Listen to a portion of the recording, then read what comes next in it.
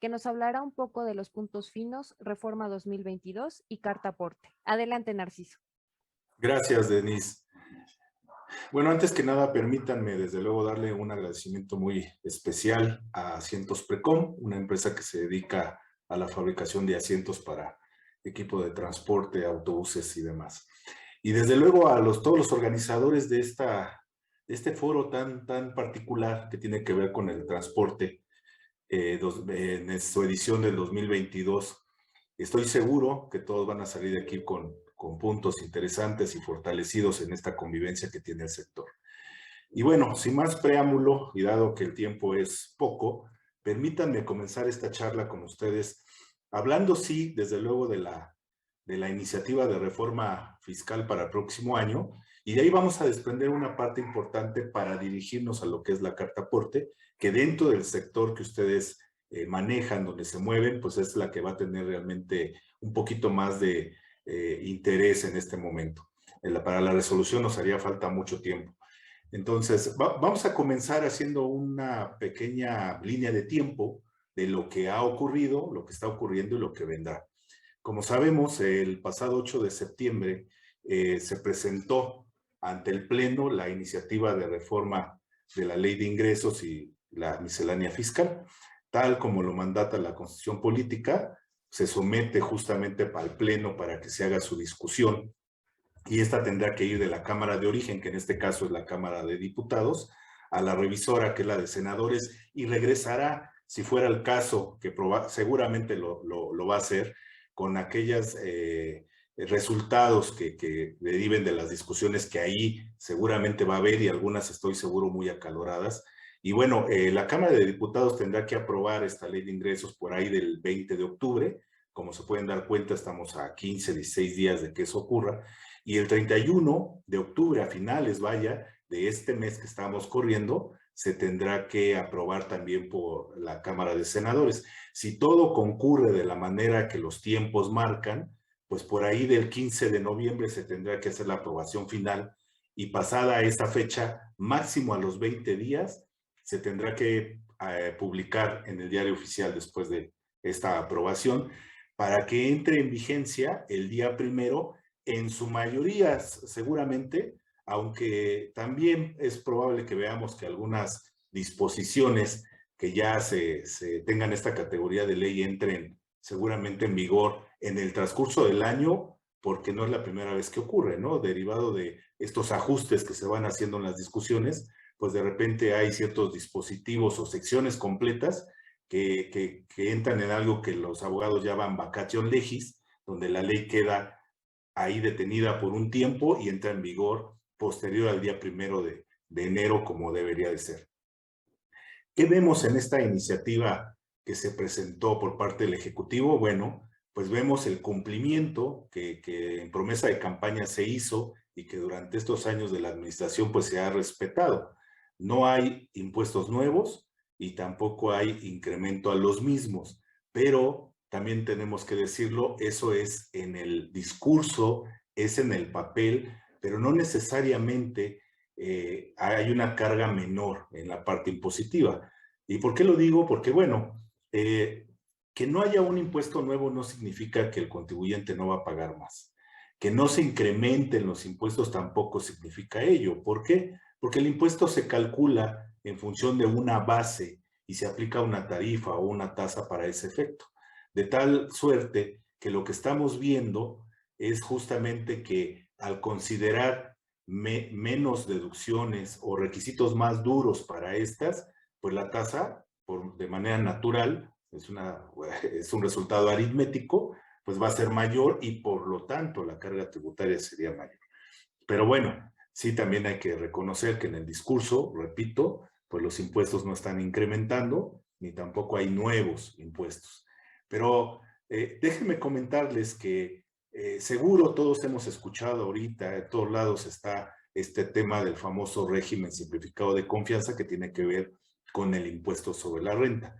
Y si bien es cierto que es un régimen en el que se busca que el contribuyente tenga una mayor facilidad para dar cumplimiento a sus obligaciones en materia contributiva, la realidad es que también dista mucho de ser algo atractivo para lograr la meta. ¿Cuál es la meta? Bueno, de acuerdo a la exposición de motivos, lo que se nos dice es que el objetivo que persigue el gobierno federal con esta creación de este régimen es que la base de contribuyentes aumente.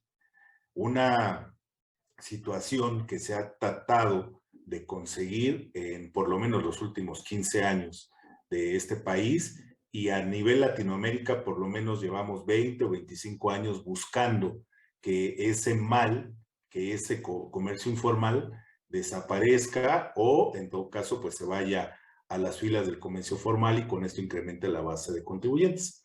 Dista mucho, ¿por qué? Porque no hay realmente algo que atraiga a estos contribuyentes o no contribuyentes que no aportan al gasto público de manera formal. De manera formal me refiero a contribuciones, porque yo lo que veo, y me parece que no estoy tan alejado de lo objetivo, es que si bien es cierto que estos ciudadanos, déjenme llamarlos así, no están contribuyendo al gasto público, eso no quiere decir que no lo hagan, no lo hacen vía contribuciones, pero sí hay un pago por parte de ellos, porque ellos pagan cuotas a estas agrupaciones que les ayudan o les coadyuvan a llevar a cabo su actividad, por muy informal que sea este comercio, y no es algo, no es un mal que padezcamos solamente en México, en todo el orbe, pero principalmente en América Latina, en los países que pertenecen a la Organización de Cooperación para el Desarrollo Económico, la OCDE, todos padecen de esta situación y este tema se ha tratado de minimizar durante muchos años, como les decía yo. Y aquí en México, bueno, es un intento más como en su momento lo fue el famoso régimen de pequeños contribuyentes, como lo fue el régimen de incorporación fiscal, que de hecho en esta iniciativa vemos que esta figura se le da un fin en cuanto a que puedan incorporarse nuevos contribuyentes a partir del próximo año. Los que ya están permanecerán, pero se irán diluyendo, porque como sabemos tenían 10 años para permanecer en este régimen donde había ciertas facilidades, y bueno, cuando esos 10 años se acaben, estos RIF, estos régimen de incorporación fiscal irán desapareciendo e irán dando paso, desde luego, al nuevo régimen simplificado de confianza que entraría en vigor el 1 de enero del próximo año, si es que la iniciativa transita y se convierte en ley como se presentó. Es lo que hay que observar en las discusiones. En materia de renta es lo más fuerte que viene, lo más sonado. Sin embargo, me parece que a donde tenemos que voltear la vista y poner el cuidado especial es en materia de Código Fiscal de la Federación. ¿Por qué menciono esto? Porque resulta que en este ordenamiento es donde vienen las facultades de las autoridades, no solamente las de vigilancia, sino las de comprobación.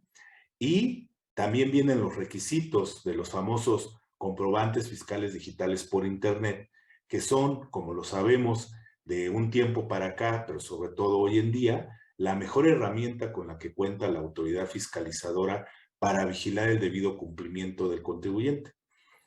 Resulta que este ordenamiento es el que más reformas, el que más adiciones y más derogaciones tiene. En primera instancia, pudiéramos subrayar que dentro de lo más importante es el hecho de que viene una vigilancia especial a dos sectores en particular. Uno, que es aquel que se dedica a la parte financiera, al sector financiero, que además de que ya está regulado por la Comisión Nacional Bancaria y de Valores, ahora lo toma la autoridad fiscal también y le da la importancia que siempre ha tenido, desde luego, pero le da la importancia en el sentido de que ahora lo va a vigilar. Ahora sí le va a pedir su contabilidad, le va a pedir que tenga cumplimiento de una serie de requisitos, de informes, como por ejemplo, entre ellos, este informe que los bancos le dan a las autoridades con respecto de los depósitos en efectivo que cada uno de nosotros recibe y que son superiores a 15,000 pesos. En efectivo, superiores a 15,000 pesos. Bueno, este informe se estaba presentando, porque así lo prevía el marco normativo, cada año. Los bancos le informaban a la autoridad quiénes habían recibido estos depósitos en efectivo y que hubieran rebasado esa cantidad, de manera acumulativa, desde luego. Bueno, lo que se prevé ahora como un cambio fundamental en el código es que esta información se traslade, se le informe a la autoridad, pero de manera mensual, ¿sí? ¿Y esto qué significa? Bueno, pareciera que no tanto, que solo se acorta el tiempo, pero justamente en acortar el tiempo es donde viene la parte medular. ¿Por qué? Porque la autoridad va a tener de primera mano muy rápido justamente la información que está recibiendo el contribuyente de dinero en efectivo y que rebasa estos montos. ¿Cuál es el tema? Bueno, el famoso procedimiento de discrepancia fiscal, al cual todos hemos escuchado, pero no hemos puesto la importancia suficiente. Ahora va a ser muy rápida la acción de la autoridad al tener la información de manera expedita, entonces hay que ponerle atención. Esos son de los cambios principales en código. Vienen más, regresa el famoso dictamen fiscal, con un monto más alto, sí, pero se vuelve obligatorio. Se vuelve obligatorio también cuando tengo fusión o escisión de sociedades. ¿Por qué es importante esto? Bueno, resulta que como consecuencia de la pandemia, muchos negocios recurrieron a estas figuras para tratar de subsistir al tener 2 o 3 empresas, al tener empresas asociadas o socios estratégicos, decidieron hacer fusiones o escisiones y de esta manera buscar fortalecerse y lograr salir de esta crisis económica, no solo sanitaria. Pero bueno, ahora la autoridad le pone un cuidado especial y exige en este tipo de operaciones que el dictamen sea una parte esencial. Sea dicho de paso, como profesional que soy de esta tarea de la contaduría, de lo fiscal, también hay que decir que le impone una carga especial a los auditores porque nos llama asesores fiscales. Y no necesariamente que uno haga una auditoría significa una asesoría. La diferencia y lo importante es que el ser asesor ya implica tener una responsabilidad solidaria con el contribuyente de decisiones y de acciones en las cuales quizá el profesional no tenga nada que ver. Bueno, esos son de los cambios más importantes en código. Y uno importante que me parece trascendental, y ya para entrar en materia de la famosa carta aporte, es el hecho de que en muchos de los artículos que tiene código, de los que se están reformando, se agrega una parte que literalmente dice que todo se va a hacer de acuerdo a los requisitos que publique la autoridad en reglas de carácter general. ¿Esto qué quiere decir? Que el texto de ley, bueno, hoy iniciativa, mañana seguramente ley, no contempla cuáles son las reglas del juego. Lo va a hacer la autoridad, pero justamente ahí hay un problema, hay una situación de mucho cuidado, porque va a dejar a la autoridad que él sea quien decida cuáles serán las reglas, y eso en materia fiscal legal se llama dejar al contribuyente en una inseguridad jurídica. Pero bueno, algo que se tendrá que cuidar y se tendrá que tratar en los tribunales seguramente, porque no podemos dejar que la autoridad legisle, porque eso es algo que le corresponde al Pleno, a la Cámara de Diputados y de Senadores. Pero bueno, así las cosas, así sería como transitaría la iniciativa, y bueno, en ese sentido justamente tenemos ahora sí el tema de la carta aporte. ¿Por qué lo menciono? Porque las reglas de la carta aporte, que ya existían aparte en el texto de ley como el famoso comprobante de ingresos de traslado, ¿sí?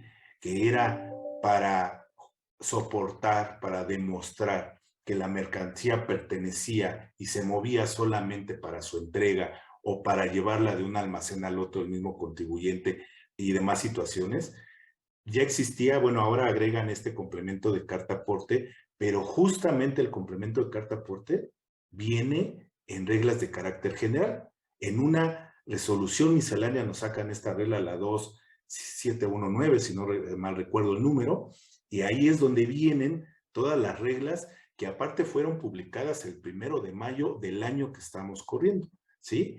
Y luego hubo una facilidad que se publicó a los 2 días, el 3 de mayo del mismo año, ¿sí? Se pretendía que entrara en vigor en junio de este año, pero ¿qué ocurrió? Que en el camino, pues obviamente, muchos sectores como el de ustedes que se agrupan y que hacen valer su voz, pues dijeron, no, a ver, espérame, autoridad, no es posible, ni siquiera operativamente, que yo pueda generar este complemento de carta aporte.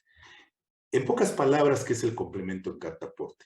Bueno, el complemento de carta aporte no es otra cosa más que una serie de datos que le tenemos que incorporar al comprobante fiscal que sirve para el traslado, ¿sí? Donde tenemos que poner una cantidad increíble de datos. Son más de 150 datos campos, los que se podrían llenar en algún momento dado con esta información y que tienen que ver con los datos del operador, con los datos de la unidad, incluyendo placas, número de serie motor, el destino, pero no solamente el destino, le tengo que informar en este complemento a la autoridad cuál va a ser el itinerario, la ruta que va a seguir el medio de transporte por el cual la mercancía se va a mover. Y algo importante, desde luego que estamos en una Expo Transporte y sabemos que el transporte no solamente es terrestre, sino también puede ser marítimo y puede ser por aire y puede ser por ferrocarril. Bueno, esta carta aporte incluye a todos, por supuesto. Incluye a todos, aunque donde causó mucho revuelo, pues fue obviamente más en la parte terrestre. Bien, este complemento de carta aporte, como menciono, trae datos tan sensibles como el tipo de mercancía, las paradas que va a hacer el medio de transporte, a dónde va a llegar finalmente y cuál es la cantidad que sale y llega de un lugar al otro. Bueno, entonces, estas agrupaciones, les decía yo, se acercan a la autoridad, le piden que haya una serie de mesas de trabajo, las cuales se llevan a cabo, y derivado de todas estas discusiones donde se trata de alinear, de entender esta exigencia por parte de la autoridad, se logra reformar esta resolución miscelánea por ahí del 21 de septiembre de este año. ¿Cuál fue la idea y la intención? Bueno, se acotaron algunas cosas, justo derivado de tantas preguntas que en la parte operativa ustedes, que son los que se dedican al transporte, pues sabían que iba a ocurrir. Ya platicaremos rapidísimo de ellas ahorita. Y entonces se afina esta parte y se logra que haya un diferimiento de esta obligación. Pero al final de cuentas, como dice la sabiduría popular, pues no hay fecha que no se llegue, ¿verdad? Y la fecha que se plasmó para que entrara en vigor el cumplimiento de esta nueva regla va a ser enero del próximo año, pero con un periodo ellos le llaman de adaptación, una transición entre lo que estoy haciendo actualmente y lo que debería de hacer. Y para eso va a ocurrir el mes de diciembre, ¿sí? Bueno, hay una pregunta aquí en el foro rapidísimo. La voy a responder porque sí, desde luego tiene que ver con el tema de manera muy puntual. ¿Qué es el CFDI de carta aporte? Es un complemento que se va a agregar al CFDI que normalmente se expide por el ingreso que se va a obtener en el caso del prestador de servicios de transporte o por el dueño de la mercancía si es que va a trasladar esa mercancía de un lugar a otro, que inclusive puede ser trasladarla para entregarla al cliente, ¿sí? ¿Quién lo va a expedir? Depende quién quiera demostrar que la mercancía le pertenece o que la mercancía únicamente la va a trasladar. Hay dos formas de emitir este complemento de carta aporte. Una es cuando solo traslade yo la mercancía, que inclusive no necesariamente debe ser solo mercancía. También puede ser que yo esté moviendo parte de mi equipo de un lugar a otro, de la sucursal a la matriz, entre sucursales, etcétera, ¿sí?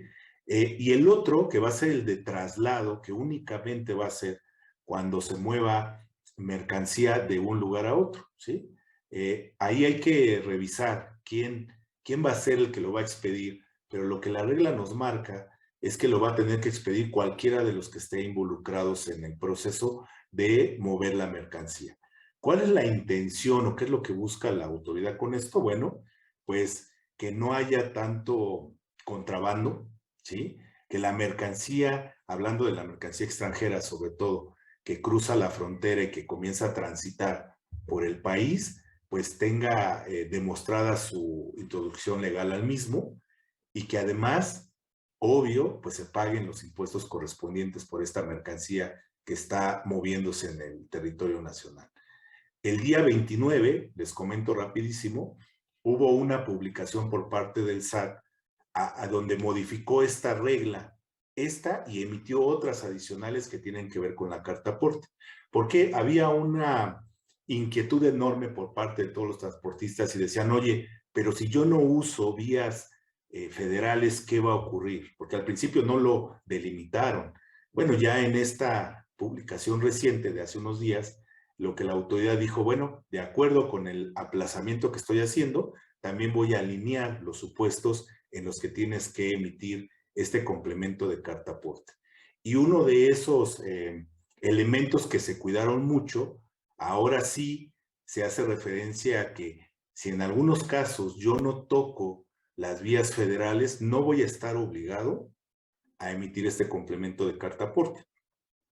Lo mismo ocurrió con las empresas que se dedican a la mensajería, a la paquetería, a las empresas que se dedican al arrastre, porque también es transporte, ¿sí? Al arrastre, las grúas y todo esto, las empresas de salvamento también, ¿sí? También ya se les da un trato diferente, porque bueno, ellos hacen una actividad derivada de otra actividad principal, que no necesariamente solo es el arrastre, el traslado y demás.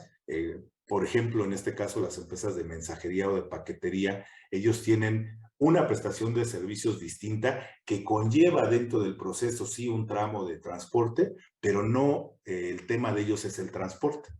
Entonces, más o menos por acá va el tema de la carta aporte. Hay que comenzar a revisar todo lo que estamos haciendo porque el periodo de adaptación va a ser a partir del 1 de diciembre, donde puedo no dar cumplimiento de todos los requisitos que me exige el anexo, pero a partir del 1 de enero lo tengo que hacer y cierro mi comentario con esto. Hay sanciones que llegan hasta 93,000 pesos por no cuidar los requisitos de la expedición de este comprobante. Perfecto, Narciso.